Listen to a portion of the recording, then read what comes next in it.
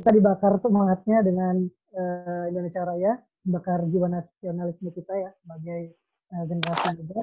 Terima kasih Bang Taufan yang sudah membakar semangat nasionalisme kami, kita semua yang ada di sini. Semoga dengan Indonesia Raya tadi, Indonesia Raya tiga stanza ya, tiga stanza. Nah mungkin kalau teman-teman yang baru lulus nih ya, atau yang masih sekolah di SMK, jadi beberapa ada yang masih sekolah di SMK, tapi sebagian besar juga memang mahasiswa. Nah ini sudah hafal ya, tiga stanza. Nah, sebelum nanti Bang Taufan akan menyampaikan materi terkait komunikasi kepemimpinan dan kolaborasi efektif, saya akan memperkenalkan singkat. Tadi sebenarnya sudah diperkenalkan, tapi kita perkenalkan lagi Bang Taufan Teguh Akbari PhD, merupakan dosen dan rektor 3 di London School of Public Relations. Ya, nah saya kenal Bang Taufan ini tahun 2013 ketika beliau menjadi juri di Abang None Jakarta Kepulauan Seribu. Saat ini juga Bang Taufan masih jadi juri di Abang None Jakarta Kepulauan Seribu. Sebenarnya ada 2 finalis Abang 1000 dari pulau yang join, tapi belum kelihatan Bang Taufan. Tadi sih bilang masih ada masalah. Tapi alhamdulillah beberapa sudah join sini. Nah, banyak sekali pengalaman dan yang sudah dilakukan oleh Bang Taufan Teguh Akbari, baik sebagai mentor maupun sebagai dosen. Jadi beliau salah satunya yang saya kenal adalah beliau ini membangun sebuah komunitas gerakan namanya Rumah Milenial. Nah, saya juga masuk di dalamnya, bagaimana di Rumah Milenial kita berkolaborasi bersama di sana untuk berdaya, berkarya, dan bermakna. Nanti Bang Taufan mungkin bisa menyampaikan juga bagaimana Rumah Milenial dan apa saja dari materi yang akan disampaikan terkait tentang komunikasi kepemimpinan. Karena seorang pemimpin kalau tidak memiliki kemampuan komunikasi, maka tidak akan baik dalam memimpin tim. Nah, dan juga bagaimana cara membangun kolaborasi yang efektif. Nah, mungkin untuk selanjutnya bisa langsung waktu dan tempat Bang Taufan bisa menyampaikan materinya, Bang. Baik, sebentar. Saya nyalakan dulu videonya. Suara saya kedengeran nggak, Bang? Halo, Bang Andi. Oke, kedengeran ya. Baik, sebentar. Saya nyalakan videonya dulu. Oke, apakah sudah kelihatan videonya? Videonya belum muncul, Bang. Oke. Oh iya. Sudah. Sudah. Baik. Ya, saya lagi di pulau, Bang. Ya, kamu salah, Bang Andi. Oh iya. Tapi pulaunya Pulau Tangerang Selatan ya. Kebetulan saya tinggal di Bintaro. Jadi supaya ada rasa-rasa pulau, dari tadi saya cari background Pulau Seribu, dapat yang terbaik gitu ya. Kira-kira ini pulau apa nih, Bang? Pulau ya sudahlah. Oke, baik, izin mulai Bang Andi ya. Baik. Ya, Oke, bismillahirrahmanirrahim. Assalamualaikum warahmatullahi wabarakatuh. Selamat pagi teman-teman Jejak Seribu. Salam hangat ya, salam hormat, salam Indonesia, salam sejahtera buat kita semua. Yang pertama saya ingin mengucapkan selamat Hari Pendidikan Nasional 2 Mei 2020, bahwa Hari Pendidikan Nasional ini bukan milik pendidik atau guru atau dosen, tapi milik siapapun teman-teman muda yang terdidik untuk mengamalkan ilmunya. Jadi buat saya Hari Pendidikan Nasional ini adalah hari yang suci buat generasi muda Indonesia, karena hanya dengan pendidikan teman-teman semua bisa merubah nasib, bisa merubah masa depan. Baik, tadi terima kasih sudah dikenalkan sama Bang Andi. Saya akan sharing slide lumayan banyak, tapi mungkin nggak akan saya bahas semua. Nanti sisanya bisa tanya jawab. Mungkin saya ada waktu kira-kira berapa lama Bang Andi untuk presentasi? Bisa 45 menit. Oke, sekitar 45 menit. Nah, sini saya mau nyapa tahu dulu teman-teman yang hadir ya, karena 24 ya. Saya akan menyapa untuk Anwar, Cecilia, Dewa, Fals, Fajar, Farhan, Fatur, Fitri, Genketa, Isna, ya ada KRML, siapa ini? Nggak jelas suaranya, apa namanya? Mungkin singkatan mantan atau apa? Ada inisial ya? Mungkin inisial mantan ya, ditaruh jadi nama ya. Oke, Laila Sagita, ada Muhammad Iqbal, ada Nova Sagita, Novia, Ridwan Fauzi, Rima, Risma 008, 088 ya. Oke, Salsa, Siti Hazar, Wardani, dan Yodan Ismail. Salam kenal dari saya Taufan Akbari. Bang Andi, terima kasih banyak sudah diundang pada siang hari ini bersama keluarga besar Jejak Seribu. Saya juga senang ngikutin Bang Andi ini ketika bangun Jejak Seribu dari tahun, kalau nggak salah 3 tahun lalu ya Bang ya? Sudah 3 tahun ya? Alhamdulillah sejak 2016. 4 tahun, Masya Allah ya. Dan luar biasa. Betul. Dan hari ini teman-teman, sebelum sharing, perkenalan dulu seperti yang tadi disampaikan sama Bang Andi. Saya sehari-hari sebagai pengajar, saya dosen, lalu sudah baru 3 tahun ini, sebelumnya posisi saya dekan, lalu dikasih amanah lagi sebagai wakil rektor 3 bidang mahasiswa. Nah, jadi ini Allah memposisikan saya untuk selalu muda di tengah-tengah anak muda, alhamdulillah. Dan kalau di rumah milenial itu umurnya selalu 21 ya, nggak akan lebih dari 21. Bang Andi pun juga umurnya masih 21, jadi nggak boleh lebih dari itu, ya, biar muda terus. Baik, lalu saya di LSPR baru, kalau dibanding senior-senior saya berkarya baru 14 tahun di LSPR. Long the way saya berkarya di LSPR, saya juga orangnya nggak bisa diem. Saya fokusnya di 3, ada di komunitas, kepemudaan, sama kepemimpinan. Itu 3 pilar ikhtiar saya ke depan. Nah, ini dari mulai 2013 sampai 2015 kami sempat inisiasi Hari Komunitas Nasional. Waktu itu Bang Andi juga sempat terlibat. Jadi tiap tanggal 28 September itu adalah Hari Komunitas Nasional. Nanti insya Allah tiap tanggal 28 teman-teman Jejak Seribu juga ikut sama-sama ikut merayakan. Lalu di 2016, alhamdulillah ada wangsit ya, tiba-tiba pengen bikin komunitas sendiri, dari sekian banyak. Dulu sempat bantu Billy Bun di Yang On Top, Rumas, dan lain-lain, hingga akhirnya udah bikin Rumah Milenial.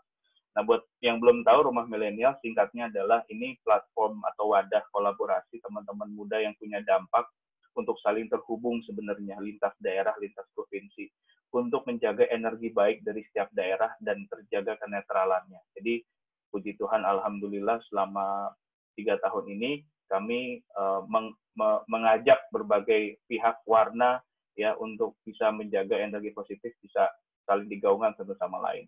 Buat yang belum tahu, mohon izin kalau memang boleh mampir nanti ke Instagramnya rumah.millennials L_N_S ya. Oke, hari ini saya dapat amanah nih dari Bang Andi buat sharing komunikasi kepemimpinan dan kolaborasi efektif. Dan ini sifatnya sharing, tidak ngajarin. Jadi sebelumnya disclaimer dulu, apa yang saya sampaikan di sini juga sudah mungkin pernah disampaikan sama mentor-mentor atau guru-guru atau pihak-pihak yang berkaitan dengan topik ini. Saya juga ngambil bahannya dari sana-sini, termasuk dari terakhir dari disertasi saya terkait dengan temuan komunitas dan gaya kepemimpinannya. Nah, 2 hal ya Bang Andi ya, komunikasi kepemimpinan dan kolaborasi efektif. Nah, saya mengapresiasi sekali gerakan seperti Jejak Seribu, karena sebenarnya gerakan informal atau civic organization seperti ini yang justru menjadi pilar penguat surplus sosial yang saat ini di Indonesia. Pilar-pilar Bhinneka Tunggal Ika itu justru dihadirkan dari gerakan-gerakan akar rumput seperti Jejak Seribu, bukan mungkin organisasi-organisasi formal lain. Karena bedanya konteks kepemimpinan gerakan akar rumput sama institusional adalah kalau misalkan gerakan akar rumput itu proses terbentuknya kepemimpinan itu natural. Jadi ada 2 hal. Yang pertama ada pimpinan sama pemimpin. Orang-orang yang menjadi pimpinan itu adalah orang-orang yang punya privilege, dapat posisi memimpin, dapat kekuatan, power untuk menggerakkan sesuatu karena dia punya posisi gitu ya, punya power. Dan faktanya adalah orang-orang yang dikasih jabatan sebagai pimpinan itu belum tentu punya kapabilitas sebagai pemimpin yang baik. Tapi kalau seorang pemimpin ini justru bisa dibilang rata-rata hadirnya itu dari proses yang natural atau organik. Dan sebagai 90% pemimpin sudah dipastikan bisa menjadi pimpinan yang baik. Karena dia tahu bagaimana menjalankan konteks kepemimpinan ini dengan baik. Nah, hari ini konteks kepemimpinan saya akan sharing dari komunitas ya, atau mungkin NGO, karena memang kepemimpinan NGO, manajemen, lalu pemerintahan itu beda-beda. Nah, tapi saya akan sharing terkait dengan apa yang diamanahkan Bang Andi pada saya hari ini. Dan ini sebenarnya bahas tentang COVID-19 dulu ya. Saya mau merangkum dari berbagai macam sumber dan apa yang saya amati. Anak muda tuh harus ngapain sih selama COVID ini gitu. Ada yang bilang, aduh, apakah kita harus turun ke jalan? Padahal kita sendiri kan nggak boleh untuk turun. Kita ada PSBB dan lain-lain. Saya selalu bilang bahwa peran itu dijalankan sesuai dengan kapasitas dan perannya masing-masing. Ada di sini saya sampaikan 5C ya. Ada harus care, ya, ada rasa peduli, empati, ya, mulai dari kontrol komen-komen yang nggak penting, lalu bikin konten-konten yang membangun, motivasi, harus ada komitmen bahwa anak muda ini punya tanggung jawab kepada publik loh, bahwa kita tuh sebenarnya bersama-sama bergotong royong gitu, tidak sendiri. Ketiga, konsistensi. Jadi kalau mau membawa perubahan itu harus konsisten, nggak cuma sekali aja, nggak cuma gimmick aja, tapi memang harus konsisten. Keempat juga, ini clarity ya, berarti yang kita tahu bersama, teman-teman muda adalah agen terbaik dalam memutus rantai hoax atau punya tanggung jawab dalam menyebarkan berita baik. Jadi clarity dalam krisis itu penting sekali, dan aktor ya yang paling berperan luas dalam hal ini adalah anak muda. Dan ini yang penting, ini luar biasa pentingnya dan sesuai dengan konteks hari ini, yaitu cooperation atau collaboration. Dan sebagian besar kami kontak-kontakan dengan teman-teman yang ada di lintas institusi, entah pemerintah, swasta, rata-rata yang membuat koordinasi atau kolaborasi tidak berjalan adalah ego sektoral. Ya, keakuan antar kementerian, keakuan antar institusi itu mengalahkan segalanya. Jadi itu yang perlu sebenarnya menjadi pesan penting untuk anak-anak muda semua. Rasanya tidak lagi zamannya kita untuk berjalan sendiri-sendiri, walaupun suatu saat nanti teman-teman diberikan amanah sebagai pemimpin besar di sektornya masing-masing, bahwa teman-teman tetap membutuhkan pihak lain untuk sukses dan membantu. Nah, jadi saya mau bilang bahwa tugas saya mengingatkan, mengembalikan eksistensi kita semua, anak muda, sebagai unifier atau pemersatu bangsa, bukan justru kebalikannya, pemecah. Ya, toleransi dan persatuan jadi modal utama yang harus dipahami secara meluas oleh kita semua, karena solusinya berlimpah baik secara ilmiah ataupun finansial. Ya, bahkan saya ambil kutipan dari salah satu psikolog humanistik, dibilang bahwa kebosanan adalah kunci dari kreasi. Jadi jadikan rasa bosan yang saat ini teman-teman rasakan di rumah itu jadi source of creation katanya. Jadi bagaimana bisa menjadi kreator-kreator. Tadi malam saya meeting sama teman-teman dari Kemendikbud, dari jaringan alumni luar negeri, mereka mau bikin satu platform inovasi untuk menjaga kedaulatan inovasi di Indonesia. Jadi inovator-inovator muda tuh mau dikumpulin, pengen tahu seberapa besar itu bisa yang namanya membawa perubahan. Jadi insya Allah itu bisa kita lakukan kalau berjalan bersama-sama. Nah, ini kalau dari sahabat saya Mas Faisal bilang bahwa Indonesia itu dari dulu ya, akarnya itu memang kolektif, itu punya yang namanya memori kolektif dalam mengikat generasi dalam kebersamaan imajiner, atau kita sebutnya imagine solidarity. Jadi akar kita tuh gotong royong itu sudah ada gennya dari dulu. Ya, dan ternyata ya memang yang akan membuat Indonesia keluar dari krisis ini adalah kegotong royongan ini. Kenapa? Karena anak muda tuh harusnya lebih peka, ya, dan bisa berbagi dengan yang lain. Dan yang paling penting adalah nilai-nilai universal kemanusiaan. Kemanusiaan di atas segala-galanya, kemanusiaan di atas agama, di atas politik, di atas kepentingan-kepentingan yang lain. Dalam hal ini dalam konteks krisis. perbedaan agama maksud saya. Ya, jadi tidak penting membahas perbedaan agama, perbedaan warna kulit, etnik, ras, yang harus dijunjung sama anak muda yang terdidik. Nah, kata kuncinya anak muda yang terdidik, ya, karena anak muda yang terdidik itu punya tanggung jawab moral untuk mendidik generasinya. Jadi ini penting ya untuk menggelorakan nilai-nilai kemanusiaan. Teman-teman tahu ini siapa? Pasti tahu ya. Ini namanya Putin ya, Vladimir Putin, presiden Rusia. Ini tahu dong, Justin Trudeau, perdana menteri dari Kanada. Ini pasti tahu. Xi Jinping ya. Awalnya corona ditemukan di salah satu kota di bawah pimpinan beliau di Tiongkok ya. Ini yang dikabarkan meninggal dunia dan belum ada kabar sampai sekarang, Kim Jong Un ya, pemimpin Korea Utara. Ini mantan Perdana Menteri Malaysia yang kemarin mengundurkan diri, Pak Mahathir Muhammad, dan kita sudah tahu, karena mukanya familiar. Ini Duterte ya, Presiden Filipina. Nah, kalau ini mah tahu, ini sahabatnya Bang Andi, ya, dan sahabat rakyat Amerika, Donald Trump. Ini, wah, Ratu Elizabeth, Queen Elizabeth.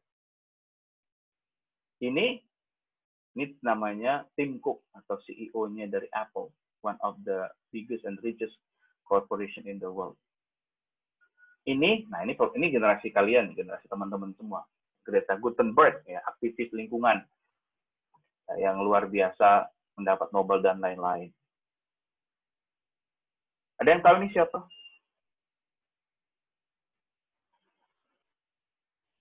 Ada yang tahu ini siapa? Ini siapa? Ini siapa? Pasti nggak ada yang tahu. Karena mereka adalah pemimpin tanpa gelar, pemimpin tanpa posisi, pemimpin tanpa yang namanya seperti yang tadi saya sebutkan. Mereka pemimpin karena mereka sudah berbuat sesuatu. Yang pertama Pak Bambang, Pak Bambang itu adalah seorang dokter spesialis saraf mata. Dia turun ke pelosok menyelamatkan Indonesia dari ancaman kebutaan sebelah kiri atas. Kedua, Ibu Elizabeth bikin sekolah gratis ya, namanya SMA Bagimu Negeri untuk masyarakat tidak mampu di Semarang, Jawa Tengah. Yang ketiga yang pakai sorban, Bang Togu Simorangkir, dia lulusan Oxford, S2-nya, balik ke kampung halaman, bikin yayasan Alusi Tautoba dari 2009. Yang nomor 4, Pak Budi Laksono, juga seorang dokter, di luar biasa, pun turun ke masyarakat, mengajarkan pentingnya jamban untuk sanitasi. They are real heroes and for me they are the real leaders. Kenapa? Karena mereka semua bikin impact tanpa memikirkan punya kekuatan atau kekuatan apa. Jadi untuk menjadi seorang pemimpin jangan menunggu untuk dikasih amanah sebagai pimpinan baru bergerak. Ya, karena di sini kalau kata William ya, atau mungkin saya menambahkan sini, inti kepemimpinan itu soal kontribusi bukan posisi. Karena otomatis kalau teman-teman semua kasih kontribusi ke komunitasnya, itu akan mendapatkan posisi lebih dari seorang pemimpin. Tapi posisi yang jauh lebih noble dari seorang pemimpin yaitu saudara di hati teman-teman yang lain. Dan itu derajatnya lebih tinggi. Kenapa? Karena long last gitu. Kalau pimpinan itu ada periode ya. Tapi kalau namanya sudah menjadi pemimpin karena kontribusi, itu long last sifatnya. Sebut saja ya banyaklah teman-teman di sekitar kita. Kalau teman-teman lihat Bang Andi Nuria bikin kegiatan tuh banyak filantropis. Nah itu mereka adalah seorang pemimpin gitu ya, karena sudah menciptakan dampak. Jadi konteks pemimpin tuh 5.0 di era sekarang, Society 5.0 adalah pemimpin yang sebaik-baiknya pemimpin adalah pemimpin yang bisa punya dampak, dan dampak itu dihasilkan dari lingkungan sekitar ya. Oke. Nah, ini mungkin karena waktunya udah mepet, saya akan lewatin, tapi nggak apa-apa, saya kasih waktu 2 menit deh, teman-teman mungkin dibaca, dan jawab ini di kolom chat. Saya pengen tahu, ya mulai dari sekarang aja, jawab ini di kolom chat, saya pengen tahu, nanti kita diskusi, faktor apa yang menjadi penyebab menurut teman-teman tuh kegagalan pemimpinan masa lalu, entah itu pemerintah atau siapapun. Dua hal yang membuat teman-teman bisa didengar oleh semua generasi, baik yang sesama ataupun yang lebih tua. Yang ketiga, 2 tantangan terbesar yang dihadapi pemimpin muda saat ini dan bagaimana cara mengatasinya. 4, di zaman sekarang dua hal apa yang menyebabkan pemimpin muda gagal menjadi pemimpin yang sukses? Ya, silakan saya kasih waktu 2 menit aja dari sekarang. Silakan dijawab di kolom chat. Nanti saya akan bahas poin-poinnya menjadi poin diskusi kita hari ini. Jadi biar interaksi dan dua arah.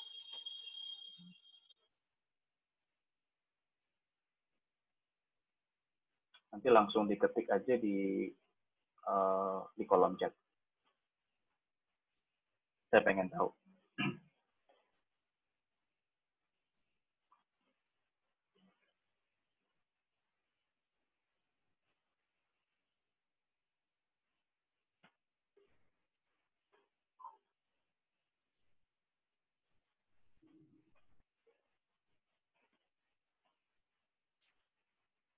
Saya masih mikir jawabannya. Ini pertanyaannya sederhana, tapi jawabannya nggak bisa langsung dapat ya, Bang.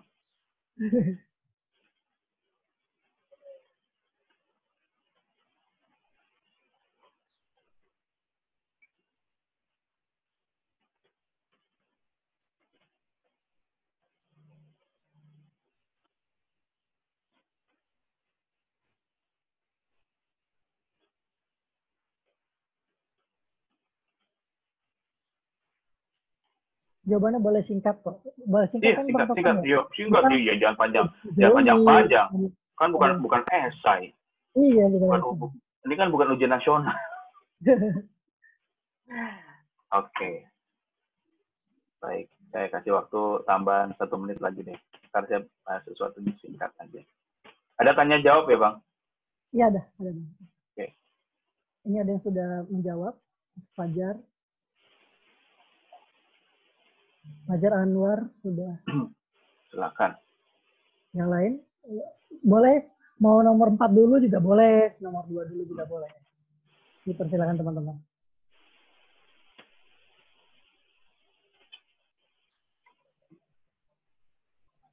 Kayak jawab soal ujian. Oke. Oke, mungkin kalau bisa diingat dulu, boleh nanti saya akan lanjut ke slide selanjutnya ya, biar ini waktu. Jadi ini boleh sambil saya ngomong berjalan, nanti diketik aja. Oke, saya lanjut ya. Baik. Nah, ini yang tadi saya sampaikan. Ini mudah-mudahan bisa diterima sama teman-teman semua. Saya ada satu konsep bahwa kepemimpinan itu tuh konsep menjadi sebenarnya. Baik, karena selama ini banyak orang tuh memahami pemimpin itu konsepnya memiliki, dan itu salah. Maksudnya apa coba? Coba dibaca pelan-pelan kalimat ini. Jadi banyak orang itu membayangkan kalau jadi pemimpin itu, wah nanti gue kalau jadi pemimpin pasti bisa ini, punya itu, punya ini, punya itu gitu. Jadi ownership-nya yang dikedepankan. Sementara kepemimpinan yang sebenar-benarnya adalah itu konsep menjadi. Menjadi apa? Ya, menjadi membawa perubahan, ya, menjadi baik, membawa kebaikan. Tadi membawa perubahan, membawa kebaikan, menyelesaikan konflik, ya, yang dari titik nol ke titik tak terhingga, yang dari titik minus ke titik netral. Jadi pemimpin itu nggak enak sebenarnya. Jadi pemimpin itu kalau kata beberapa senior zaman dulu adalah, ya, itu jalan penderitaan jadi pemimpin itu, karena pemimpin yang sebenarnya adalah pemimpin yang melayani gitu. Bahkan tadi ada yang mention tuh di chat ya, tidak bertanggung jawab terhadap rakyat, hanya mengandalkan gelar dan lain-lain. Nah, kurang dorongan, kurang kasih kesempatan buat yang muda, egois dan lain-lain. Ya, jadi ini dulu yang harus kita pahami bersama. Dan ini konteks komunikasi, karena kita hari ini bahas komunikasi ya Bang.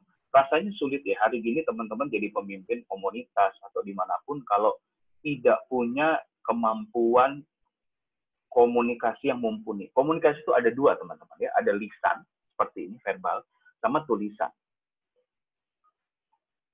Konteks ngomong kepemimpinan lisan dibagi dua lagi. Ada konteks kepemimpinan public speaking, ya, ngomong ke publik, sama ini yang paling penting, komunikasi interpersonal, komunikasi antar pribadi. Dan ini kunci kesuksesan semua pemimpin dimanapun mereka berada. Ada dua, lisan tadi dua, komunikasi publik sama komunikasi interpersonal. Interpersonal itu komunikasi antara satu dengan yang lain, ya, yang ada emosi dan lain-lain. Nanti saya jelasin kalau ini. Masih ada waktu di belakang. Yang kedua adalah tulisan. Nah, ini penting banget, teman-teman. Ya. Kemampuan komunikasi tulisan itu akan membawa teman-teman dilihat dan dianggap ada oleh zaman. Katanya orang-orang yang menulis adalah orang-orang yang akan tinggal dalam keabadian. Jadi kalau tidak menulis, maka zaman tidak menganggap teman-teman itu ada. Jadi menulislah untuk menunjukkan eksistensi. Jadi buat yang belum menulis, kita belajar menulis, dan seorang pemimpin itu harus mampu menulis, berkomunikasi secara tertulis dengan baik, menyusun narasi dalam konteks sosmed, entah bukan hanya buku ya, saya ngomong itu bukan buku, tapi komunikasi tertulis itu dalam dia berkomunikasi lewat chat, lewat email. Jadi etika komunikasi itu penting sekali. Ntar kita bikin workshop khusus komunikasi karena ini panjang sekali. Ini hanya garis besar aja. Nah, ini saya rangkum, Bang Andi, ya. Ini kan teman-teman kan di komunitas. Ya. Jadi saya mau sharing. Jadi pemimpin efektif di komunitas itu gimana sebenarnya? Jadi saya mau mengingatkan kita semua juga bahwa kita tuh hari ini hidup di era meritokrasi, ya, di mana zaman yang menghendaki siapapun bisa mendapatkan kesempatan untuk memimpin ketika dia sudah bisa membuktikan kepada masyarakat dia sudah berbuat sesuatu dan melakukan sesuatu. Tanpa mengesampingkan tanpa memperdulikan latar belakang ekonomi, ya, politik dan lain-lain.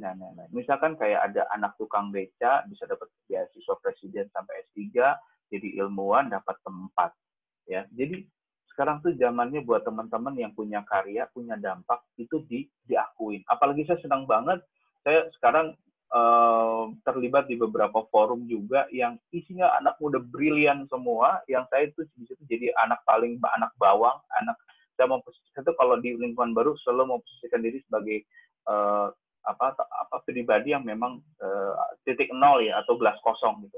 Kita harus menjadi selalu gelas kosong gitu. Nah, luar biasa bahwa integritas, value, ya, itu dijaga sekali oleh mereka. Kepedulian untuk berbagi untuk bangsa ini sedang direncanakan dan sedang disusun. Mungkin nggak akan kelihatan dalam waktu dekat. Kita akan melihat ini 15-20 tahun lagi. Karena ini prosesnya jangka panjang, ya. Dan ini kabar baik, ya, untuk teman-teman muda yang insya Allah Indonesia akan menjadi negara lebih hebat dan bisa melewati ini semua dengan baik. Dan ini syaratnya ikatan psikologis, ya. Kedua itu komunikasi santun, egaliter tuh setara, ya, inklusif tidak eksklusif. Partisipasi, menggelorakan partisipasi, jadi nggak soal dirinya sendiri. Lalu dia komitmen, konsistensi, bikin program komunitas tuh konsistensi, komitmen, tidak hanya untuk dirinya, tapi untuk masyarakat, untuk orang-orang yang membutuhkan. Merekrut tim yang punya dedikasi dan idealisme tinggi, gitu. Dan kita kelihatan di sini teman-teman, ciri-ciri pemimpin yang baik adalah ketika mereka sedang diuji menjadi seorang member atau anggota komunitas. Karena ada satu pemikiran bahwa a good leader is a good team member. Is a good team member, someday he will become a good leader. Nah, jadi kelihatan tuh teman-teman yang biasanya bisa mengikuti ritme organisasi sebagai anggota yang baik, ya, itu kemungkinan ketika dia didapuk sebagai seorang pemimpin, dia akan menjadi pemimpin yang baik karena a good leader is a good team member, ya. Lalu, nah ini tiap komunitas tuh punya peraturan masing-masing dan itu bebas aja, silakan disepakati bersama, asalkan itu norma dan juklaknya diikuti oleh semuanya. Nah, 8 nih sebenarnya penting dan sangat penting, bukan sebenarnya penting, sangat penting, kemampuan menggerakkan individu, ya. Jadi konteks kepemimpinan yang efektif itu salah satunya adalah ketika kita mampu menggerakkan seseorang untuk menciptakan tindakan atau dampak, nggak cuma wacana. Makanya kan banyak sindiran anak muda nih, milenial ini jangan cuma pintar berwacana, komentar. Indonesia tuh, aduh, saya belakangan kan dengerin siapa, Deddy Corbuzier punya podcast, lalu siapapun teman-teman yang saya pikir bisa untuk mengisi perspektif saya ya lebih luas lagi tentang banyak hal, itu podcast belakangan ini itu luar biasa bahwa teman-teman ini kan teman-teman muda harapan bangsa. Tolong jangan menjadi teman-teman lain yang berlaku tidak pantas gitu, dalam artian apa ya, justru menjadi bagian dari ketidakbaikan, bukan sebaliknya ya. Ikut mengeluarkan narasi-narasi yang belum tentu kebenarannya, ikut jadi hate followers ya, lalu berbicara tanpa data, tanpa fakta, dibilangin nggak mau, nggak nurut, ngeyel, ngerasa paling benar, ngerasa paling pintar, nggak berbuat apa-apa, nggak berbuat sesuatu, tapi kritik orang gitu. Percaya deh, pribadi-pribadi kayak itu nggak akan pernah dapat tempat dimanapun, karena cuma bisa kritik orang tanpa berbuat sesuatu. Indonesia butuh anak-anak muda yang selain pintar kritik, tapi juga dia pintar untuk berkontribusi, berdampak.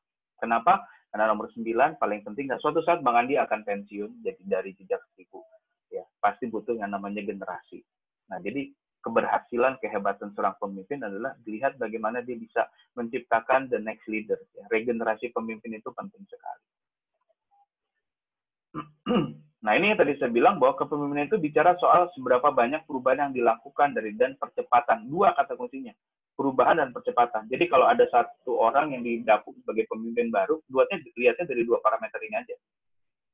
Ada berapa banyak perubahan yang dihasilkan, sama seberapa cepat dia merespon. Dua ini aja, kelihatan. Kalau dua hal ini dibuktikan sama seorang pemimpin, berarti dia orang pemimpin yang baik. Karena ada perubahan dan ada percepatan. Ya, tidak diam di tempat, tidak gitu-gitu aja, tidak ngomong aja, tidak omdo, tapi kelihatan ada hasilnya dan ada akselerasi. Ini dua hal ini. Nah, ini penting untuk saya bahas sekilas karena ini yang justru menjadi musuh para pemimpin-pemimpin yang baru dikasih amanah ya. Ada namanya paradigma paralisis ya. Artinya adalah kita tuh sering gagal melihat orang lain apa adanya karena kita tuh terperangkap dalam paradigma yang kita bikin sendiri tentang orang tersebut. Tanpa disadari kita tuh seneng banget mengkotak-kotakan orang lain, melabel-labelin orang lain ya. Oh, si ini mah mau menang sendiri. Oh, si ini kan dari suku ini, si ini mah pokoknya beginilah. Jadi senang banget itu melabel ya, mengkotak-kotakan, menghakimi orang lain gitu. Dan ini persoalannya, kita gagal melihat seseorang sebagai manusia yang segar dan baru. Kita harus tahu bahwa orang itu berubah, teman-teman. Orang itu bisa berubah jadi lebih baik dan sebaliknya. Mereka tuh bertransformasi. Jadi buat saya, ini penting banget. Please, saya pesan buat teman-teman semua yang ada di calon pemimpin. Ya, kita harus menjadi pemimpin yang mindful. Mindful itu apa? Tidak gampang menghakimi siapapun yang di sekitar kita. Karena kita pun belum tentu sempurna. Nggak ada yang sempurna pemimpin. Saya pun banyak salah, banyak belajar. Banyak perbaikan ke depan. Ya. Makanya saya selalu evaluasi. Jadi buat teman-teman yang merasa itu merasa paling hebat, lalu bisa menjadi bisa mengkomentari orang, temannya, bisa melabeli sekitar. Nah, ini musuh dari leadership ya, namanya paradigma paralisis. Jadi gagal paham, nggak, bahasa gaulnya itu gagal paham. Ini nggak boleh seperti ini. Harus objektif, berpikir terbuka, ya, harus bisa terima perbedaan, ya, gitu. 3K of leadership, 3K kepemimpinan, komunikasi, koordinasi, kolaborasi. Makanya konteks sharing saya hari ini tuh sesuai dengan apa yang Bang Andi juga amanahkan ke saya. Nah, jadi 3 hal ini teman-teman, ada poin penting yang di bawahnya adalah pemimpin itu create opponent, lawan, bukan musuh ya. Ini juga disampaikan sama Bang Handri Santriago, ada beberapa mentor-mentor. Pemimpin itu wajar punya lawan gitu. Bukan hanya lawan politik ya, tapi lawan argumentasi atau lawan pemikiran, itu wajar gitu. Makanya kita tuh nggak boleh baperan. Jadi pemimpin tuh nggak boleh baperan.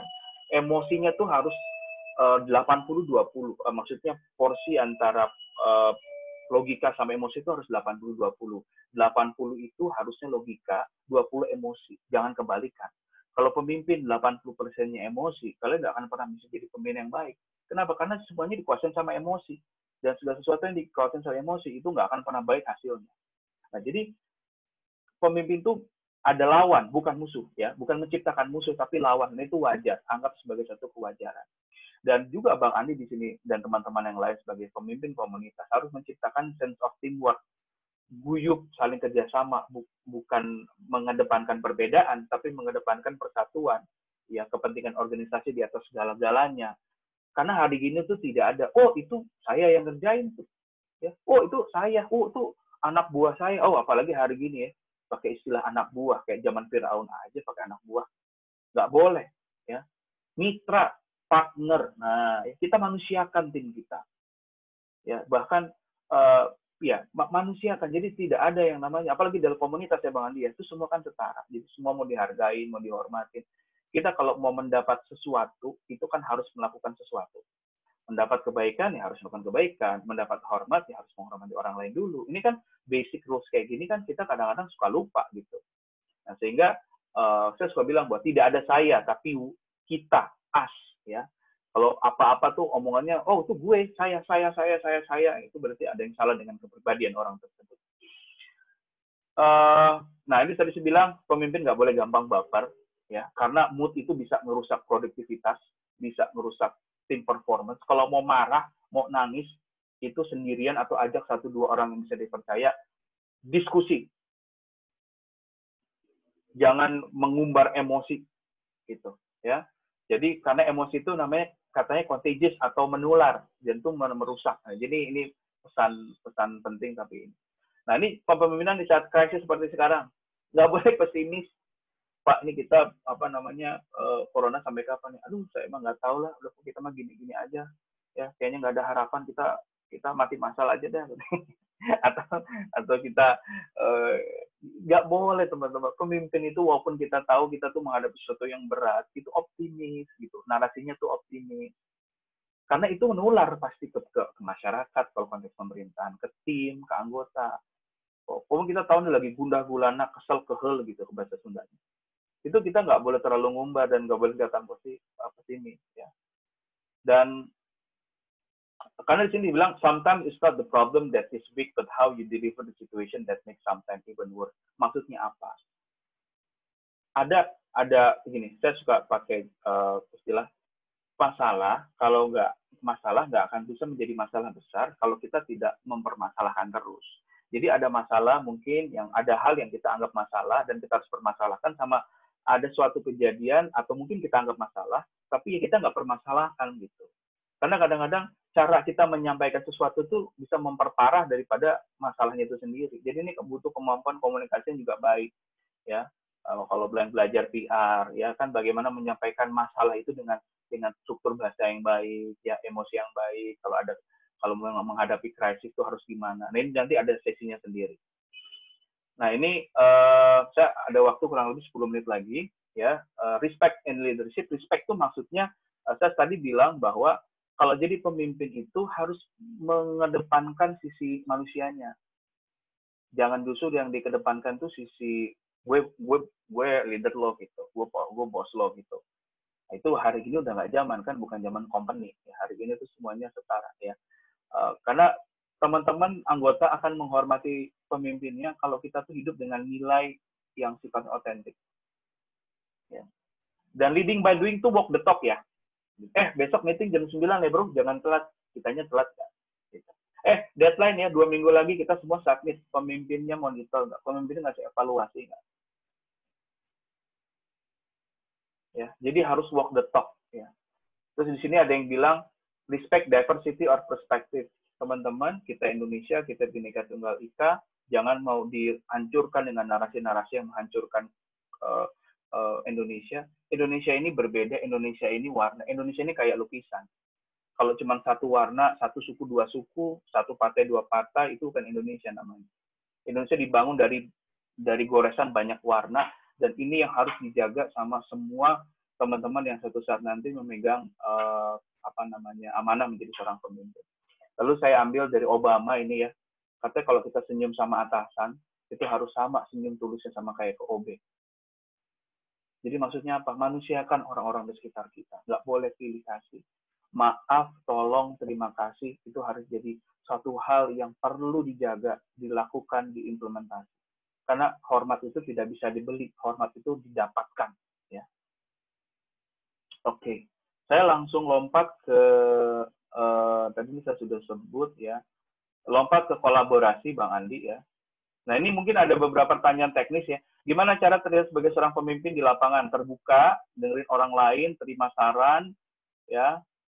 Pokoknya lebih open. Ya, ini singkat aja, ntar saya kasih slide-nya. Nah, variasi kemampuan tim ada 4, teman-teman. Ada yang nggak mau, nggak mampu. Ini yang paling parah, ya. Ada yang mau tapi nggak mampu. Ini bisa dibimbing. Nomor 3 sih juga parah ya. Ada yang tim yang nggak mau tapi mampu, ini parah banget, ngeyel ya, dia bisa sebenarnya tapi dia nggak mau, ini cuekin aja gitu. Nah, ini paling paripurna yang mau dibimbing, mau belajar, dia bisa dan dia bisa gitu. Jadi fokusnya ke nomor 2 dan nomor 4 aja kalau di organisasi itu. Jadi kalau ada pribadi-pribadi nomor 1 dan nomor 3 itu nggak usah dipusingin, biarin aja, seleksi alam, ntar dia keluar sendiri. Capek kita energinya kalau kita tuh fokus ke sama orang-orang yang nomor 1 dan nomor 3, ya, karena itu urusan dia dan dirinya gitu, dan Tuhan gitu. Kita fokusnya ke nomor 2 dan nomor 4. Tolong diingat. Ini saya lewatin, ini juga tadi sudah. Nah, jadi ini kepemimpinan yang memotivasi, ya, bukan maki, yang menggerakkan, bukan memerintahkan, yang merangkul, bukan memukul, yang turun tangan, bukan tunjuk tangan. Ini saya ambil dari ini, Bang Andi, dari kayak Jamil kalau nggak salah ya. Jamil Azaini. Ini bagus ya. Nah, ini temuan saya kemarin, disertasi saya tentang tipologi kepemimpinan muda berbasis komunitas. Terbagi jadi 4 kemarin tuh saya bagi. Jadi pemimpin komunitas ini ada 4 tipe. Yang pertama itu pinning leaders, anak muda yang dia stay di lingkungannya, di tempat daerah kelahirannya, dan dia berbuat sesuatu untuk lingkungan. Bang Andi ini pinning leader karena dia dari Bang Andi dari pulau, berbuat sesuatu untuk pulau lewat komunitas bersama teman-teman yang lain. Bang Andi ini pemimpin dari pinning it karena dia ibaratnya penyelamat lingkungan di mana tempat dia lahir. Nah, yang kedua perantau. Nah, perantau ini kebalikannya dari pinning it. Kalau pinning it dia stay, kalau perantau tuh dia keluar dari kotanya, berbuat sesuatu, tapi impact yang dihasilkan itu sifatnya nasional, ya, kayak ya, teman-teman muda yang bikin startup dan akhirnya diakui oleh banyak orang. Ya. Jadi basisnya biasanya teknologi. Nah, ketiga ada namanya penyatu. Nah, penyatu ini organisatoris nih, ya. Kayak Valdo Maldini dulu, ya, teman-teman ketua BEM, ya, Alda Landa Kariza, ada teman-teman yang lain yang sifatnya bikin komunitas, terus mengumpulkan orang, ya, bikin sesuatu. Nah, rumah milenial tuh most of them itu di penyatu. Dan terakhir pemberdaya leaders itu anak-anak muda yang fokus di memberdayakan masyarakat, ya, komunitas yang fokusnya ke social entrepreneurship. Nah, jadi ada 4. Nanti silakan dibaca. Ini saya lewatin aja. Nah, ini waktu saya diwawancara terkait dengan bagaimana saya membangun rumah millennials, ya. Mungkin ini saya lewatin, nanti bisa mungkin ke tanya jawab, ya. Ini juga sama. Ini juga memanage volunteer, Bang Andi, ada tips-tipsnya, nanti ada di slide saya, kalau mau Anda bisa dibaca, ya. Nah, ini cara membangun, mungkin ini saya sharing sedikit 2 menit. Cara membangun dan mengembangkan komunitas hingga bertahan hingga saat ini. Nah, ini ya, kadang-kadang yang namanya menjadi pemimpin di komunitas tuh lupa gitu.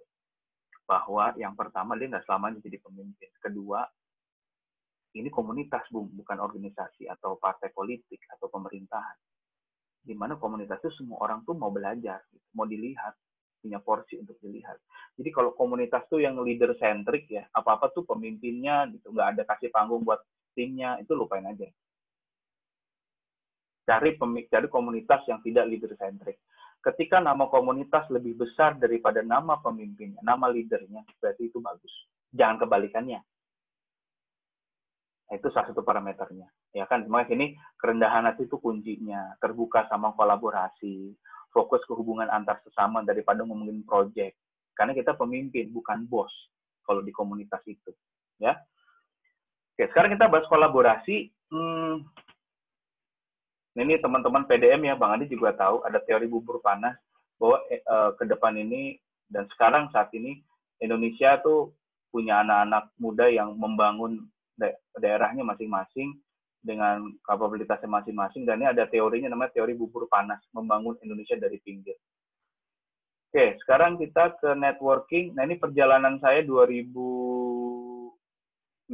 sampai 2016 wawancara teman-teman dari berbagai macam latar belakang untuk disertasi saya. Ini ada Iman Usman dulu pas baru bangun ruang guru, mana tuh si Iman. Ada Gamal bin Said, ada Timi, kita bisa awal-awal nih, Iman nih kiri atas nih, masih kurus banget ya. Ada Reza Zaki, ada teman-teman yang sekarang masih ini Valdo Maldini ini masih kurus banget samping bendera Indonesia ya. Jadi saya berkawan dengan siapapun teman-teman. Saya tidak kiri, tidak kanan, tidak atas, tidak bawah. Saya tuh memposisikan diri saya di tengah. Saya selalu bilang sama teman-teman di partai kanan kiri atau di atas dimanapun, saya ini pejuang jalur tengah. Jadi teman-teman harus sama-sama jagain saya. Kalau ada yang narik saya ke kiri atau ke kanan tuh berarti sama saya nggak sayang, saya bilang. Alhamdulillah itu terjaga dan itu yang jadi positioning dari Rumah Milenial. Itu Rumah Milenial itu di tengah ya, jadi center, tidak ke kanan atau ke kiri. Insya Allah. Nah, ini penting. Networking itu ada 3. Ya. Ada networking, ada networking, ada networkful. Apa maksudnya? Kalau misalkan kita mau punya teman yang banyak, jaringan yang juga besar, itu apa ya? Bahasa gamblangnya straight to the forward, kita harus bisa memantaskan diri kita untuk dilihat gitu. Itu penting sekali. Itu fakta. Pantas nggak kita untuk dilihat sama publik, sama banyak orang ketika kita belum punya sesuatu? Kan enggak. Makanya konsep nomor 1 tuh teman-teman harus punya sesuatu dulu yang ditujukan ke orang banyak. Entah itu produk, service, platform, komunitas, mau infrastruktur atau apapun itu gitu. Ada sesuatu, things itu kan berarti entah barang atau jasa yang bisa ditunjukkan, bisa dijual, bisa jadi portofolio. Oke? Nah, itu yang pertama konsepnya networking. Yang kedua adalah networking. Networking ini apa sih? Kalau teman-teman mau punya networking yang bagus, harus juga punya wawasan yang juga luas, yang pemikiran yang kritis, harus punya inisiatif, ya, inovasi, kreativitas. Nah, ini keluarnya bentuknya jadi ide, konsep, gagasan. Dan alhamdulillah nih Bang Andi kan saya tahu dari dulu ya, dari zaman 2012 ya Bang, kita kenal apa 2013 lupa tuh. Ya, hingga sekarang kenapa saya respect sama Bang Andi, karena Bang Andi juga dia ada networking gitu, dia punya wawasan ya, dan wawasan itu di-sharing ke adik-adik gitu, dan itu yang harus dilakukan sehingga temannya banyak. Saya dukung Bang Andi karena Bang Andi sudah punya sesuatu, punya konsep, sehingga kalau Bang Andi kapanpun minta sharing, saya bersedia, nggak usah dibayar, nggak usah ngomongin honor, karena persahabatan, persaudaraan itu jauh lebih penting daripada itu semua. Dan nomor 3 itu ada namanya networkful. Networkful have something to be highly respected, esteemed by others. Nah, ya, seberapa worth it teman-teman untuk dilihat, bukan hanya akademik, ya. Tapi biasanya kan, oh alumni dari mana nih? Oh keluarga siapa nih? Udah bikin apa? Ya, kita Indonesia teman-teman, kita kan apa namanya dari sisi konteks kebudayaan tuh melihat seorang based on status gitu, dan itu kita harus terima gitu karena kita Indonesia culture-nya seperti itu. Nah sehingga kita nggak usah ngabisin energi ya untuk mengutuk tuh Indonesia begini enggak, kita menyesuaikan gitu, kita menyesuaikan ya. Jadi ini 3 hal ini penting sekali. Nah 5 menit terakhir dari saya adalah saya langsung ke sini aja sebelum ke yang lain. Saya kemarin tuh apa namanya tengah malam nggak bisa tidur, terus bikin tips kolaborasi. Mungkin Bang Andi juga udah lihat di Instagram saya. Saya bikin tips kolaborasi efektif. Yang pertama itu perhatikan tujuan kolaborasi. Kalau kepentingan individu lebih besar daripada organisasi, mendingan nggak usah. Yang tadi saya bilang, ya. Kalau kira-kira ini untuk nguntungin pribadi si leadernya aja, ya dia hanya memanfaatkan ini, jadi nggak usah. Karena di sini bilang, orang tuh malas kolaborasi sama orang yang overexpose, apalagi narsis, apalagi bosi, ya. Jadi perhatikan tujuan kolaborasinya itu mau apa sebenarnya, why-nya apa. Kedua, ajak collab orang-orang yang mau kerja keras di balik layar, harus mau repot dan capek bareng-bareng. Jangan cuma mau enaknya aja, sekedar nyuruh-nyuruh, apalagi terima beres. Karena buat saya, kolaborasi itu setara, egaliter, dan saling memberi. Jangan jomplang. Saya bilang kalau jomplang mendingan tinggalin aja. Gitu ya. Nomor 3, itu kolaborasi harusnya saling memberi nilai tambah. Dengan kolaborasi sama si A, si B, si C, kita tuh harusnya lebih baik, bukan sebaliknya. Jadi pastikan kolaborasinya itu harus mengangkat kedua belah pihak, ya. Keempat, nah pastikan kita punya partner kolaps yang sama tujuannya. Jangan sampai begini, yang satu tujuannya buat cari duit, popularitas, yang satu buat misi sosial, ya ketemu lah. Nggak ketemu. Bahkan sebagian teman-teman komunitas bilang, gila bro, nyari co-founder itu lebih susah daripada nyari jodoh.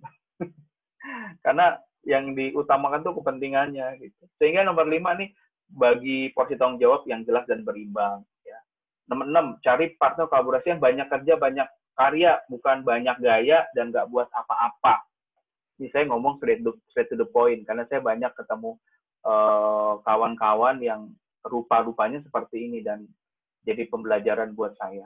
Terakhir, di slide yang ini, cari partner yang mau rela berkorban, waktu, tenaga, bahkan materi. Mau berbagi peluh, tidak gampang ngeluh. Ya. 8, pilih sosok partner yang bisa diajak mikir, bukan nyinyir aja sama orang. Nih, teman-teman ya, coba perhatikan. Kalau lingkungannya kebanyakan ngomongin orang lain, daripada ngomongin proyek atau kerjaan, tinggalin. Serius, tinggalin. Buat apa? Mudarat. Saya ngomong apa adanya. Mohon maaf kalau ada yang tersinggung. Tapi itu tujuannya saya bikin orang tersinggung. Biar melek, biar sadar. Ya.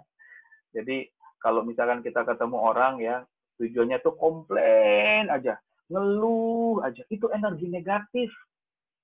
Jauhin. Ya, nggak usah ditemenin. Nomor 9, kolaborasi yang baik itu jangka panjang dan transformasional, tidak sekedar transaksional. Ya, saya itu punya prinsip gini, sekalinya saya menjabat tangan, bersahabat, itu dia akan saya jadikan saudara. Ya, karena nomor 10, karena prinsip kolaborasi itu tuh tangan di atas, bukan tangan di bawah. Karena sebagian orang tuh, gue mau networking, gue mau punya jaringan luas tuh supaya gue nanti kalau ada apa-apa gampang. Nah, itu udah aja mindset itu udah salah. Karena dia memposisikan begini nih, minta gitu.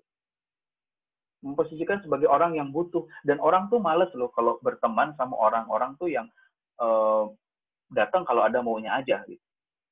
Jadi sebenarnya proses menjalin networking yang baik adalah begini, yang di slide saya yang ini loh, yang tadi sebelum ini, apa yang bisa gue bantu?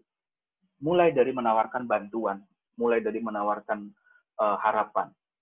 Orang akan terkesan dengan kita, dan orang akan mengingat, dan itu kita akan jadikan teman. Disitulah proses networking berbentuk. Mungkin kurang lebih itu dulu, Bang Andi. Masih ada bilang, treat your network like a garden ya. Perlakukan jaringan kita tuh kayak selayaknya lapang taman, harus dijaga. Kalau nggak dibina, saya sama Bang Andi berteman dari 2012, 8 tahun. Kalau kita nggak jaga, mungkin saya nggak bisa seperti saat ini nyambung. Karena kita saling menjaga ya Bang Andi, saling say hi, saling komen di Facebook, di Instagram, saling tanya kabar. Oh, ya udah, karena networking yang bagus itu dijaga gitu. Bukan cuma maunya aja, ya. Oke, saya pikir itu dulu Bang. Nanti kita akan sharing lagi kalau ada pertanyaan ya. Silakan, karena juga tadi mulainya molor, saya ada waktu sampai 12.50. Ya, oh, gitu. Setengah jam ya. Silakan Bang Andi. Ya. Ya, terima kasih Bang Tovan yang sudah menyampaikan materinya. Tadi sudah disampaikan bahwa leadership is an action ya, not position. Jadi tunjukkan aksi atau hal apa yang bisa kita lakukan, bukan menunggu posisi atau jabatan kita dulu. Terus tadi juga sampaikan juga beberapa hal nih Bang Tovan, bahwa dalam membangun networking itu kan sesuatu yang pertama, sesuatu yang dilihat itu sesuatu yang kita perbuat, produk yang dihasilkan. Yang kedua itu kita memiliki pengetahuan atau ide. Dan yang ketiga itu ada pengamatan untuk impact-nya ya. Dan ada tips kolaborasi. Tadi banyak sekali, ada 10 hal, ada beberapa hal mungkin teman-teman juga tadi mencatat. Jadi bagaimana kita bukan hanya mementingkan kepentingan pribadi, tapi bagaimana kepentingan bersama, kolaborasi, mau bekerja di balik layar, terus memberi nilai tambah, terus punya partner yang punya tujuan yang sama, terus ada berbagi tugas dan tanggung jawab, terus banyak bekerja gitu, dan banyak berkarya, berkorban, berpikir jangka panjang, bukan hal yang sempit aja gitu, terus senang berbagi, memberi dan saling melengkapi gitu. Di sini juga teman-teman, Bang Tovan, ada beberapa pertanyaan yang sudah masuk sambil menunggu pertanyaan yang lain. Yang pertama dari Yani. Dari Yani. Nah, begitu pertanyaannya Bang Tovan. Kira-kira kan seorang wanita ini kan seorang wanita itu pantas tidak untuk menjadi seorang pemimpin. Jika dilihat bahwasannya seorang wanita itu mempunyai sikap untuk berperan gitu. Tapi semua orang di sekitarnya, terutama dalam organisasinya, itu mempercayakan bahwasannya dia itu mampu untuk memimpin. Nah, bagaimana Bang Tovan kira-kira bisa? Dari Sri Mulyani, waduh, Menteri Keuangan kita komentarnya ada Menteri Keuangan Sri Mulyani, luar biasa Sri Mulyani. Oke, sebentar ya, Bu Sri Mulyani, terima kasih pertanyaannya sih. Bentar ya, saya baca dulu ya.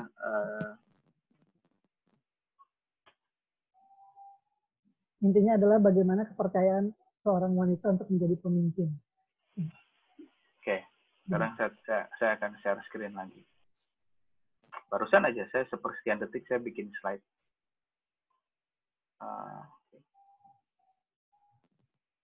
Oke, sudah kelihatan belum?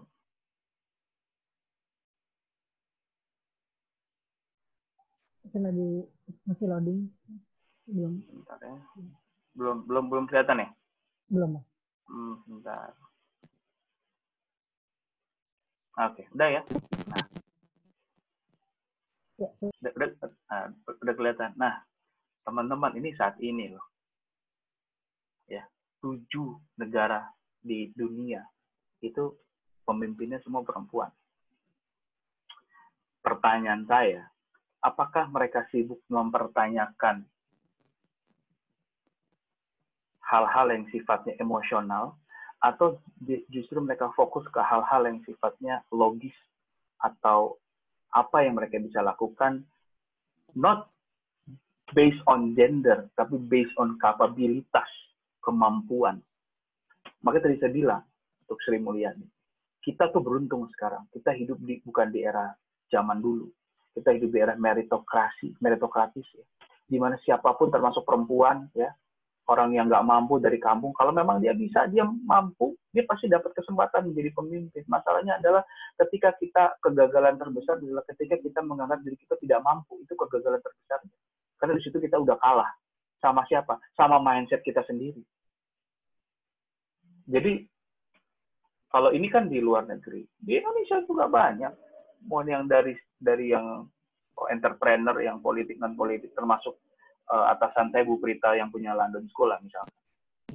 Kan dia nggak mikirin, gue kan perempuan, gue mana bisa gitu kan, gue begini. Jadi seperti saya bilang ya, Sri Mulyani ya, kalau kita fokus ke emosi, kita nggak akan pernah bisa sukses menjadi seorang pemimpin. Kita fokus ke kompetensi ya. Dengan kompetensi, insya Allah nanti Sri Mulyani diakui ya, dianggap mampu karena ya memang base-nya kompetensi, dan itu kita sudah menerima itu sekarang ya. Silakan Bang Andi, mudah-mudahan menjawab. Pertanyaan selanjutnya mungkin. Ya. Ini sebenarnya ada dua pertanyaan Bang. Yang kedua terkait tentang networking. Tadi kan dijelaskan, tadi sudah disampaikan juga ada 3 hal. Terus jika seorang pemimpin itu tidak mempunyai banyak pengalaman, apakah mereka memang cocok untuk jadi pemimpin? Ya, gini.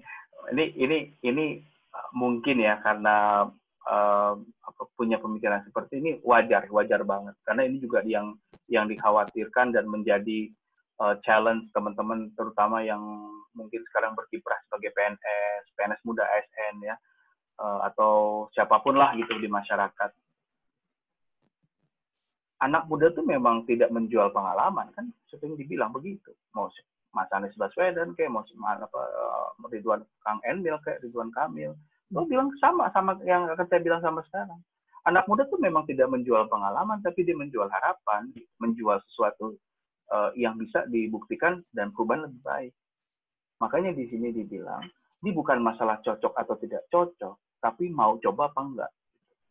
Mau belajar atau enggak. Mau belajar apa enggak. Karena tadi kan, orang yang mau belajar kalah sama orang yang mau, orang yang bisa, tapi nggak mau. Gitu. Jadi modalnya willingness dulu, mau dulu. Orang katanya orang yang mau itu kan berarti udah ada niat. Di situ Allah akan buka jalan.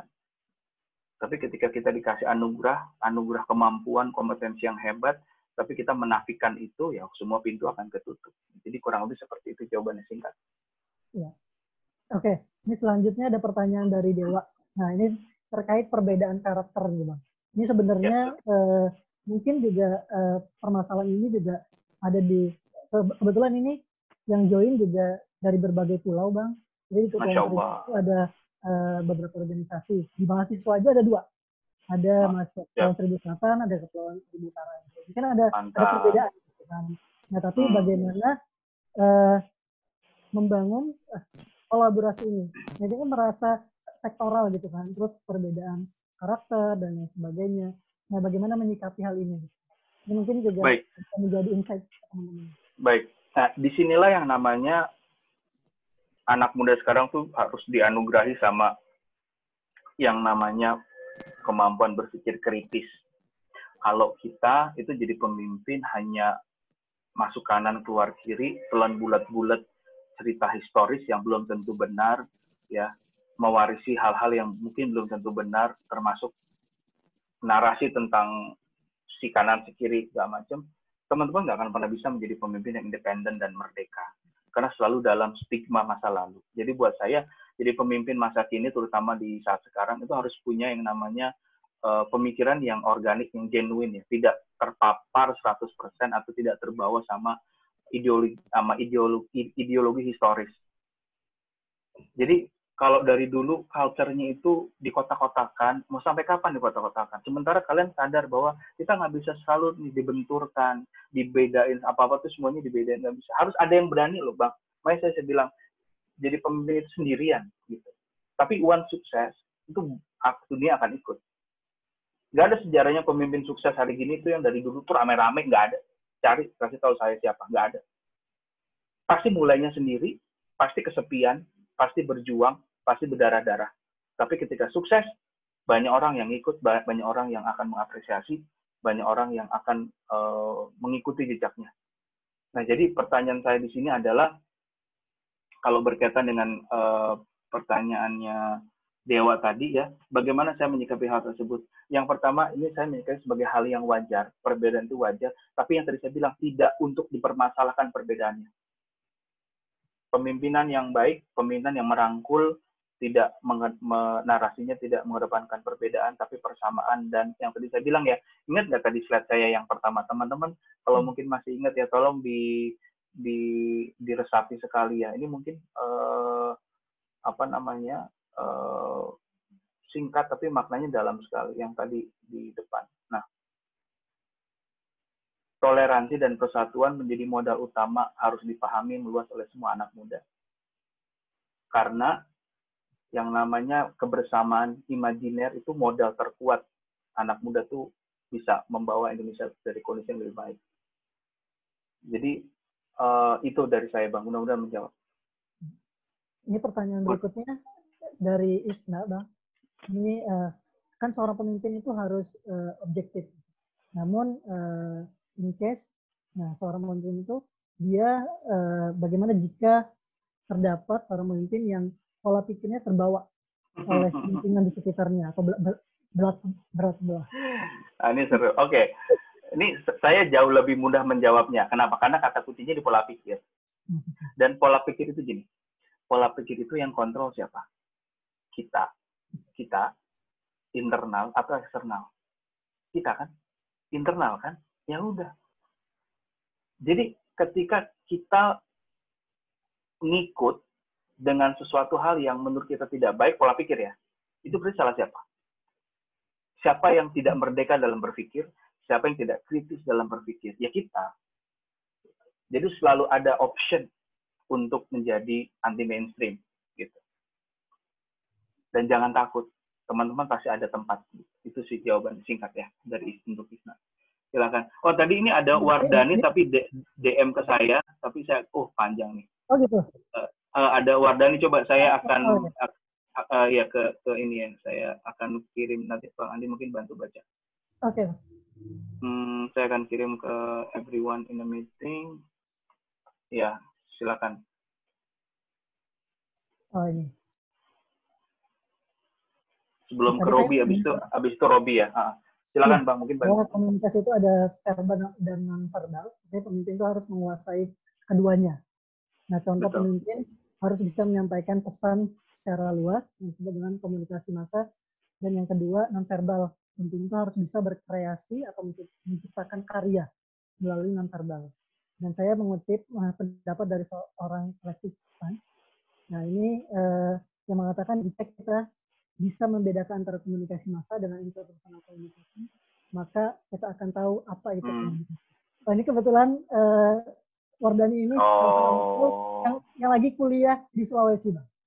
Masya Allah. Alhamdulillah, dia mau keluar keren. Mudah-mudahan, Masya Allah, mudah-mudahan sehat terus ya. Berikhtiar. Pertanyaannya adalah ada dua ya. Apakah ada sifat khusus yang memberikan ciri komunikasi massa dengan membandingkan dari sisi definisinya aja kan beda. Kalau komunikasi massa itu adalah komunikasi kepada publik dengan menggunakan medium yang sifatnya massal, media elektronik atau media cetak. Ada misalkan, dan kalau kita bicara media komunikasi massa itu kan pesannya tidak bersifat personal, one to public, bersifat impersonal, ya. Ditujukan ke banyak lapisan masyarakat. Lalu pembuat berita itu adalah kontrol dari pesan. Jadi si pembuat pesan itu adanya di pembuat berita itu mass media ya, mass communication. Kalau interpersonal ya, pengertian interpersonal adalah komunikasi orang lain, komunikasi dengan orang lain satu atau maksimal 3, itu interpersonal. Bang Andi dengan istri, itu interpersonal. Dokter sama pasien, itu interpersonal. Bendahara sama sekretaris ngobrol berdua, itu interpersonal. Kalau udah lebih dari 3, itu udah komunikasi kelompok namanya. Ya. 3 ke 10 itu komunikasi kelompok. 10 ke atas itu bisa komunikasi organisasi dan lain-lain. Jadi kalau dari sisi pengertiannya itu sudah berbeda. Itu mungkin di sini konsep yang ditanyakan adalah kalau tadi Alexis Tan ini, jika kita bisa membedakan komunikasi massa. Oh iya, jadi gini, mungkin saya nangkapnya gini. Kita harus tahu porsi pesan mana yang kita harus sampaikan melalui media publik dengan cara yang baik dan benar, dengan komunikasi-komunikasi sifatnya personal, gitu. Jadi, dan dua ini harus jalan. Misal Pak Jokowi, atau mungkin Bang Andi lah, nggak usah Pak Jokowi jawab. Ya, Pak Jokowi dulu deh. Pak Jokowi kalau kita bicara komunikasi komunikasi massa kan dia ke media segala macam kan publik. Komunikasi interpersonal ke siapa? Ya ke menteri-menterinya gitu. Kalau saya komunikasi publik ketika saya bicara ke publik, komunikasi interpersonal ketika saya bicara sama mahasiswa saya, sama tim saya dan lain-lain. Itu beda. Terus pertanyaan kedua adalah mana untuk mengedepankan etika dulu atau pengetahuan dulu. Banyak sekali pemimpin yang tidak Oke. Ini dua ini saling menunjang ya, kayak ayam sama telur sebenarnya ya. Tergantung dilihat dari perspektif yang mana dulu. Yang pasti kalau kita bicara orang yang punya pengetahuan tapi tidak punya etika, itu kan berarti tidak ada akhlak ya. Ini sama orang yang beragama dulu atau orang yang berilmu dulu kan sama kan. Ini kan dua hal yang berbeda, dan ada dua output yang berbeda dihasilkan. Nah, jadi kalau buat saya pribadi ini harus berjalan bersama. Tidak ada yang mana dulu. Nah, di sini pentingnya integritas, pentingnya namanya kalau di dokter itu ada kode etik, ada sumpah. Ya, karena bukan hanya bisa aja, tapi bisa ini harus diiringi dengan yang namanya moral, etika. Jadi lawyer, jadi apa, itu kan ada sumpah jabatan, segala macam itu. Karena yang namanya pemimpin, ya harus menjalankan kedua hal ini. Kalau ada yang nggak menjalankan, ya tadi banyak sekali yang tidak mengedepankan itu. Ya, nggak usah diikuti. Nggak usah didengerin. Selesai. Cari aja teladan yang menurut teman-teman bisa dianggap sebagai teladan. Ikuti itu. Buat apa pusingin? Makanya tadi saya bilang ya, kita harus nih hari gini mampu pintar mengelola energi, Bang. Jangan kita buang energi kita sama hal-hal yang tidak produktif, tidak penting. Capek, serius. Apalagi kalau terlibat dalam debat kusir di komen Facebook. Aduh, capek deh. Usah. Yang negatif-negatif dijauhin. Udah, nggak usah. Positive vibes only. Ya, silakan. Ya, ini dari Robi. Untuk Robi, ya. Ada pertanyaan melihat dari slide yang ditampilkan oleh Bang Taufan, berarti kan you are a leader, not a boss. Nah, pertanyaannya bagaimana tips dari Bang Taufan kita sebagai anak muda membatasi agar tidak menjadi bos? Nah, karena kan beda-beda tipis nih Bang, antara pemimpin dan bos. Nah, apalagi jiwa anak muda ini yang senang. Oke. Gimana Bang? Terkait ego. Masa kan beda-beda tipis antara ego seorang bos dengan pemimpin. Di sini sih disampaikan seperti itu. Tipsnya untuk menjadi seorang leader bukan sebagai seorang bos. Oke. Mungkin saya bisa tunjukin ya sederhana lewat gambar yang seperti ini, yang pun teman-teman udah sering lihat dimanapun gambar ini ya. Ya ini kan pasti udah sering lihat ya. Kalau menurut saya, sebentar saya baca lagi pertanyaannya biar.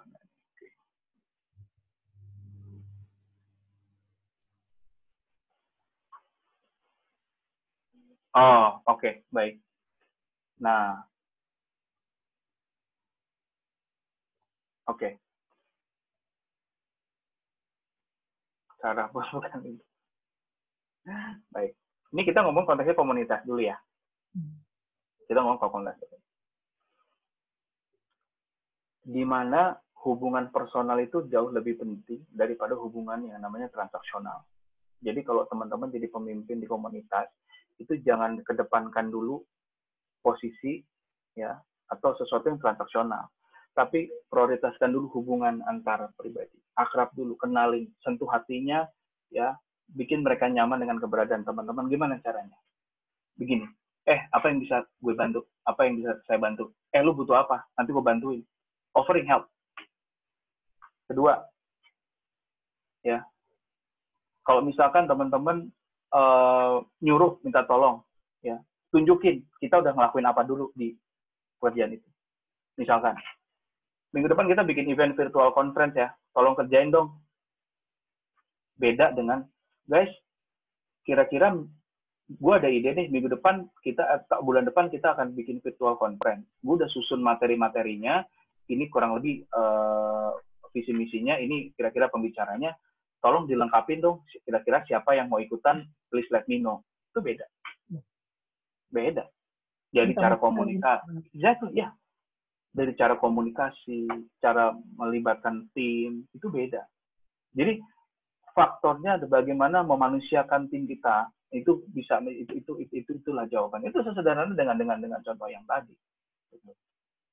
Ada apresiasi juga, Bang. Iya, ada apresiasi, ada ada apresiasi kuncinya. Ya, karena untuk mengantisipasi anak-anak muda 62 yang baper ini hanya dengan apresiasi. Ya kan? Hanya dengan apresiasi gitu. Tanpa apresiasi akan sulit rasanya. Dan kalau tadi menjawab pertanyaannya pertanyaannya Robi juga, di sini dibilang bahwa nomor 2 ya, menyikapi menganggap kita mau jadi bos, itu urusan dia. Ya, tunjukin dulu aja. Ya. Yang penting tunjukin kita sebagai pemimpin nggak ngomong doang, nggak nyuruh-nyuruh doang, kita buktiin ya. Dan mungkin begini, kalau mau benar-benar profesional ya, project management ya, ada kan mau pakai Trello kayak mau pakai apa segala macam Slack kayak, ya kan tugas leader apa, to-do list-nya tuh jelas pembagian tugasnya. Gitu. Jadi tidak asal nggak terima beres. Atau mungkin ada persepsi kayak gini karena mungkin dia baper sama omongan kita, kan kita nggak tahu. Makanya sentuh hatinya, sentuh personalnya. Kalau saya bisa ada kayak gitu nih, ada isu nih, saya tahu ini, saya ngomong. Yang pertama misalkan, kalau menurut saya gimana nih proyek kita ini? Gitu. Kira-kira kamu nyaman nggak sih? Gitu. Kira-kira apa yang saya bisa bantu? Nanti di situ dicurhat di sini. Iya Pak, ini iya Mas, iya Bang, ini. Oh iya, soalnya saya dengar kamu katanya keberatan ya. Soalnya kamu kayak nggak suka. Enggak gitu Pak, kan keluar deh. Akhirnya lurus loh. Akhirnya persepsinya, akhirnya ketemu. Akhirnya dia minta maaf. Miskomunikasi. Jadi itu tugas pemimpin harus meluruskan hal-hal seperti itu juga. Silakan Bang lanjut, mudah-mudahan menjawab. Ya, mungkin satu pertanyaan lagi Bang Taufan ya. Iya, boleh. Ini dari Siti Hajar. Ini Siti Hajar ini dari Kepulauan Seribu Utara. Nah, ini Pulau Panggang atau Pulau Pramuka ya? Saya gagal lupa juga. Pulau Pramuka kita bisa final upnown nggak Bang? Iya, betul. Biasa kita malam final upnown di Pulau Pramuka.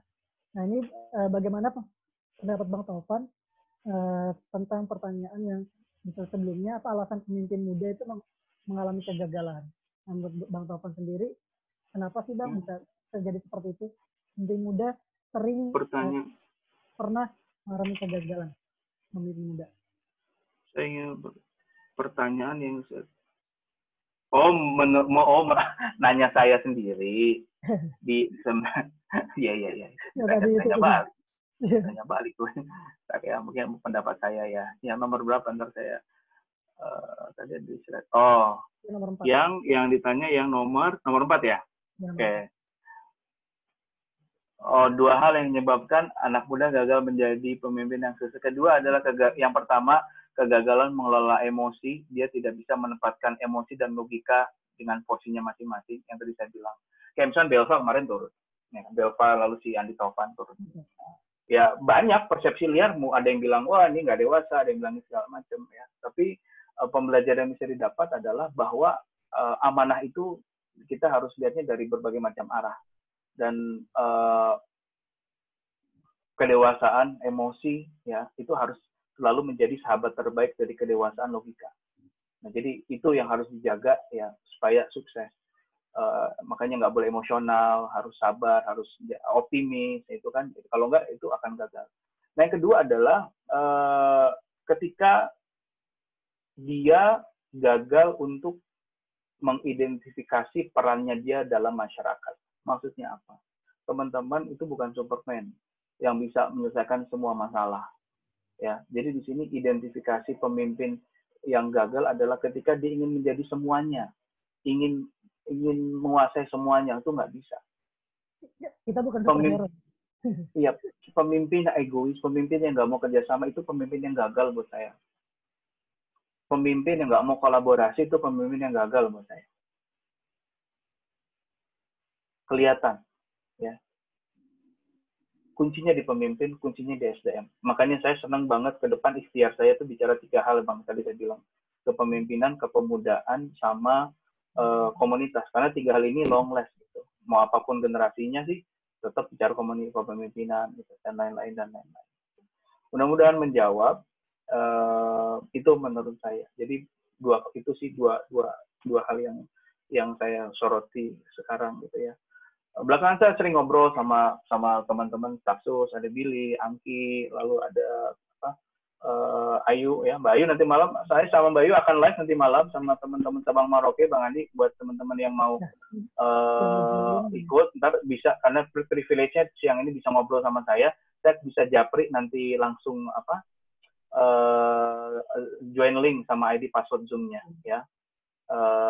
Ikutan sama Mbak Ayu Kartika sama 5 co-founder Sabang Merauke itu ngobrol Hari Pendidikan Nasional nanti malam jam 8 sampai jam setengah 10. Jadi kemudian hari ini Ruang Milenial ada tiga acara. Jam 2 nanti ini ada Goris Mustaqim sama Panji. Lalu jam 4 ada Amat Terang Jakarta, ada Ustadz Abu Fida sama Stani Agustaf. Malam ada Ayu Kartika gitu. Bang Andi ditunggu nih, tinggal Bang Andi belum sharing nih, nanti insya Allah kalau waktunya pas ini tapi terima kasih Bang sudah diundang ya Bang. Bang Taufan. Nah mungkin Bang sebelum ditutup, terima kasih untuk Bang Taufan yang telah berbagi, menyampaikan pengetahuan materinya dan memotivasi menginspirasi kita semua. Ada closing statement mungkin Bang untuk kita nih Bang, lebih membakar lagi semangat teman-teman muda pulau. Teman-teman kalau mau bikin perubahan mulai dari lingkungan sekitar, lakukan itu secara konsisten. Jangan memperdulikan hal-hal yang tidak kita bisa kontrol. Ada hal-hal yang kita bisa kontrol sama hal-hal yang kita tidak bisa kontrol. Fokus ke hal-hal yang kita bisa kontrol. Karena disitulah perubahan dan keajaiban itu biasanya terjadi. Dan segala sesuatu yang besar itu dimulai dari langkah yang kecil dan sederhana. Tidak diendapkan jadi wacana saja, tapi dieksekusi menjadi satu realita. Itu pesan saya, Bang. Jadi jangan jadi generasi yang mahir dalam berwacana, tapi kita butuh lebih banyak generasi yang eksekusi, membuktikan kepada Indonesia, ini loh penerus bangsa. Yang tadi saya bilang nih, saya ada satu slide yang mungkin bisa menjadi cerminan dari omongan saya barusan, itu slide-nya seperti ini.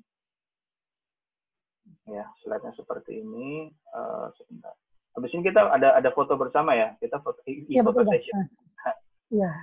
Nah, ini slide-nya ya, bahwa era milenial itu adalah generasi, kalau kata Mas Faisal ya, itu generasi pengubah Indonesia, dan ini the reborn of founding fathers, Bang Andi dan teman-teman. Jadi lahirnya kembali generasi pengubah, merinding.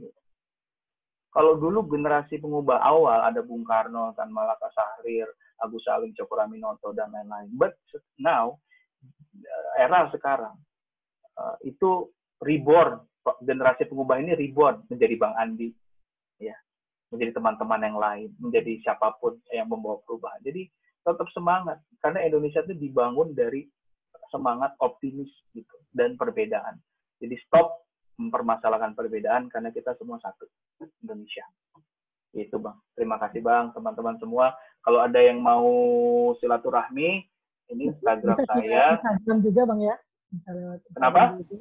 Ya bisa. Iya, ini ya, Instagram. Ya.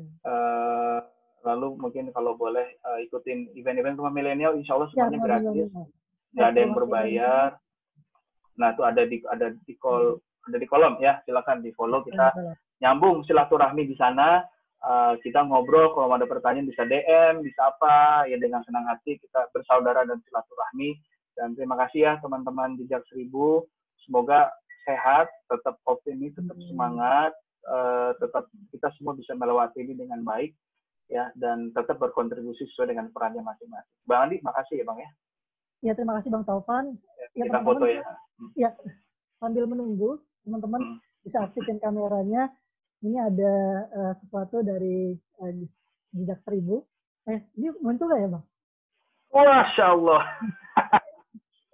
Ini keren banget. Boleh. Ini salah satu karya dari pengurus teman-teman Jejak 1000 yang bisa desain. Ya, buat ini Bang. Bang, izin Bang. Ya. Bang, boleh nggak request? Gimana? Di samping foto ada pesan dari teman-teman Jejak 1000 tentang Hari Pendidikan Nasional. Oh gitu Bang. Iya. Nanti ini langsung saya posting di Instagram hari ini juga. Oke. Ya, terima kasih, keren. Nanti di WhatsApp aja Bang. Kita foto ya.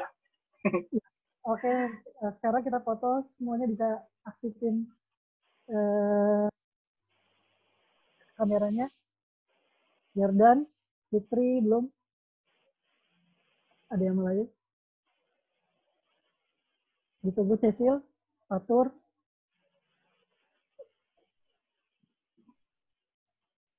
Anwar, udah siap? Udah, ada yang belum ya? Desma udah. Ya. Ini Jordan, Fitri, Fatur, Cecil. Oke. Oke. Ya udah, sambil menunggu ya udah. Kita aja baik. 3, 2, 1. Sekali lagi ya. Tangannya mana tangannya? Kasih jempol. 1, 2. Oke, terima kasih banyak. Ya, terima kasih Bang Topa, terima kasih banyak atas waktunya memberikan insight kepada kita semua, memberikan motivasi, memberikan inspirasi. Semoga bisa bermanfaat buat teman-teman semua. Amin. Anak muda semua Bang. Sebagian besar mahasiswa, tapi ada juga yang masih baru lulus SMK. Ya. Baru. Siap. Ya, terima kasih Bang Taufan. Assalamualaikum warahmatullahi wabarakatuh. Ya, sama-sama. Waalaikumsalam warahmatullahi wabarakatuh. Ini saya nanti recordnya saya kasih ke Bang Adi dan teman-teman ya. Terima kasih. Oke, Ini boleh saya end meeting? Boleh Pak. Ya. Terima kasih Bang Taufan. Assalamualaikum teman-teman. Waalaikumsalam.